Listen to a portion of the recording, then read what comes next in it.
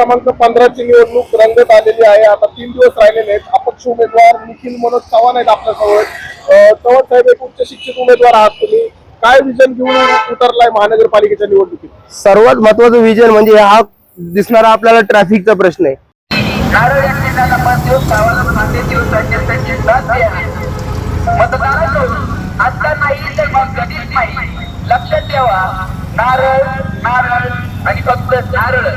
प्रभाग क्रमांक 15 मांजरी बुद्रुक शेवाळवाडी केशवनगर 17.5 नळी ब गट अनुक्रमांक 8। आज आपल्या प्रभागात अनेक प्रश्न वर्षानुवर्षे प्रलंबित आहेत।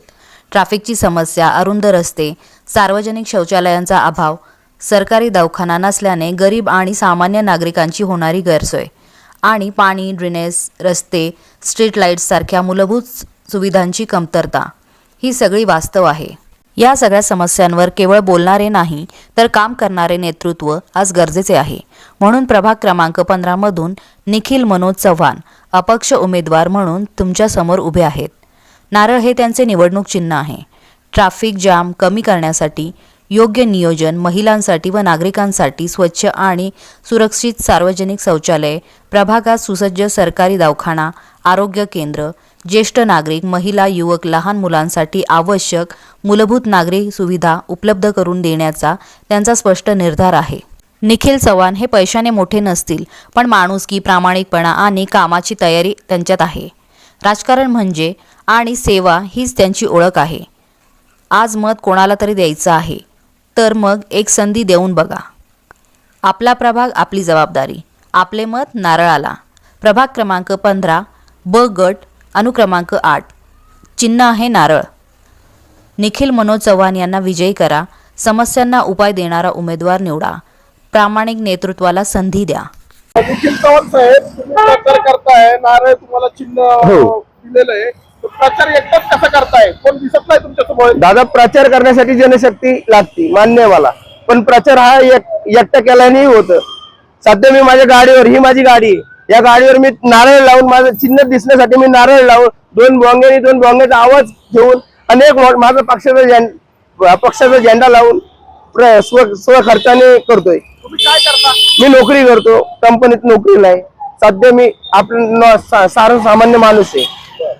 मग त्याचं काय तुम्हाला उतरावं वाटलं या निवडणुकीत? एक सर्वसामान्य माणूस म्हणून मी उतरलो। मी कुठला राजकीय नेता नाही किंवा राजकीय माझं कुठलं अस्तित्व नाहीये।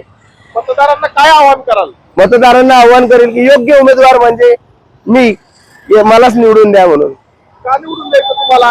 कारण मला जनतेचे प्रश्न माहिती आहेत की रोज जनतेतला मी पण आहे, रोज भेडसावणारे प्रश्न मला माहिती आहेत। आज काय चाललंय काय नाही तेही मला माहिती। पाण्याचे प्रश्न असो किंवा बाकी इतर प्रश्नांना मी सर्वसामान्य म्हणून मी सामोरं जातोय।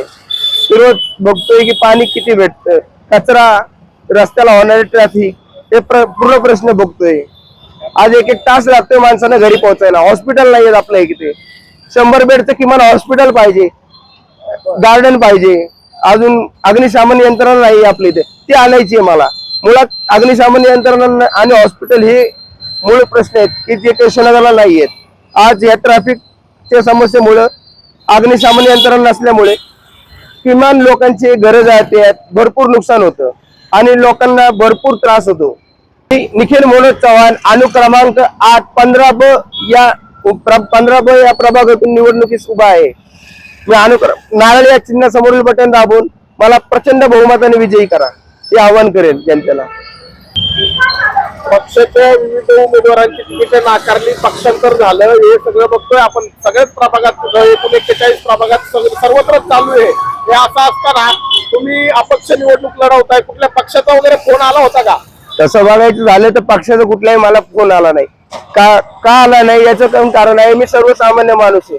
मी कुठल्या पक्षाचं काम करत नाही, या कुठल्या पक्षाच्या बांधील नाहीये। पहिली गोष्ट, उमेदवारी माघार घेण्यासाठी कोणी काय सांगितलं का? भरपूर जणांनी सांगितलं माघारी घे, कशाला निवडणूक लढतो, त्यानेच मला पाठबळ भेटलं, निवडणूक लढायची शक्ती भेटली। सामान्य माणूस म्हणून मी निवडणूक लढू शकतो याची शक्ती त्याच गोष्टीमुळे भेटली। पहिलीच निवडणूक आहे ना? माझी पहिलीच निवडणूक आहे आणि मी कुठला राजकीय व्यक्ती नाहीये त्या गोष्टीत।